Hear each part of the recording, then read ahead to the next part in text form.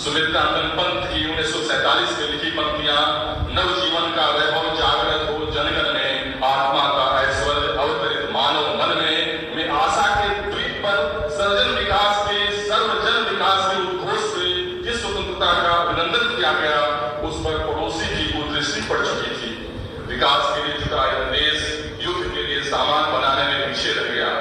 यही कमजोरी पड़ोसी के लिए हमारी नस दबाने का कारण बनी। नवजात शिशु का राष्ट्र चीन के 1962 के आक्रमण को झेल न सका। हमारी आयुध बल न बनाने की नीति सवालों के घेरों में आई और कवि मन में व्यथित हो गया।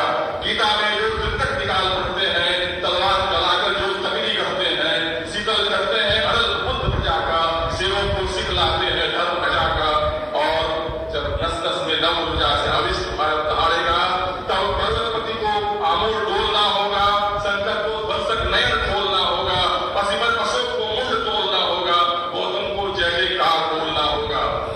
अपनी सीमाओं की रक्षा के साथ साथ राष्ट्र निर्माण की चुनौतियों से भी देश को जूझना पड़ रहा था। इसलिए कवियों और लेखकों ने देश के वास्तविक हालात, आर्थिक असमानता, व्यवस्थात्मक कमियों को उजागर करने से संबंधित विषयों को भी प्राथमिकता दी।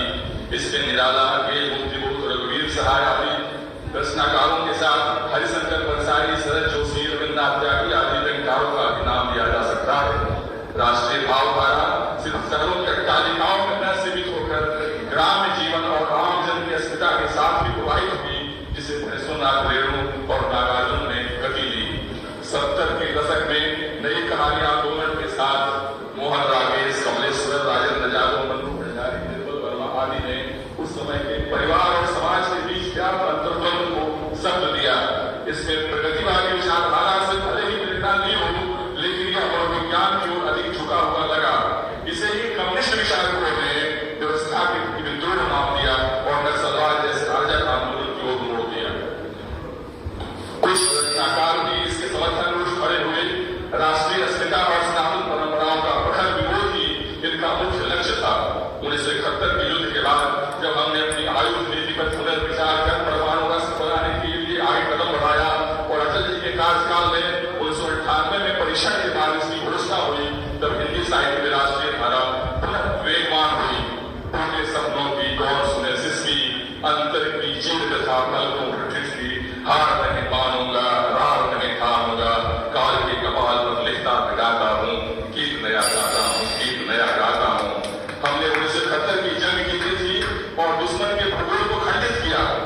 आगे पनपते आतंकवाद का मुंहतोड़ जवाब दिया।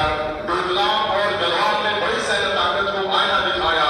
लोहित कुंड से निकालकर फिर बुहार ले चलो, जगाओ परशुराम को फरसे की धार ले चलो, जजन करो सीमा पर सहस्त्र बाहुगा, काटो सिरों को दूर दौड़ना होगा, निभाना है मां को दिए वचन, चलो करते हैं रक्त से तर्पण, चलो करते हैं रक्त से तर्पण। हम वंदे मातरम के लेकर का 150वां वर्ष मना रहे हैं। अब हिंदी साहित्य की धारा के अंदर